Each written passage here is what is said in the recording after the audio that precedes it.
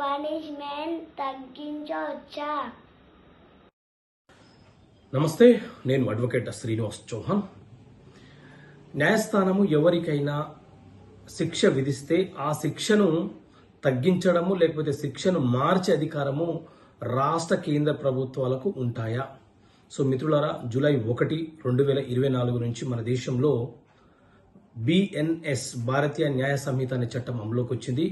ఈ చట్టంలోని సెక్షన్ 5 ప్రకారంగా, అలాగే BNSS భారతీయ నాగరిక సురక్ష సంహిత అనే చట్టం వచ్చింది. ఈ చట్టంలోని సెక్షన్ 474 ప్రకారంగా ఎవరైనా ఒక నేరస్తుడు జైల్లో ఉన్నప్పుడు న్యాయస్థానం చేత విచారణ జరపబడి శిక్ష విధించబడిన సందర్భంలో అతని యొక్క అనుమతి లేకుండానే కేంద్ర ప్రభుత్వమైనా రాష్ట్ర ప్రభుత్వమైనా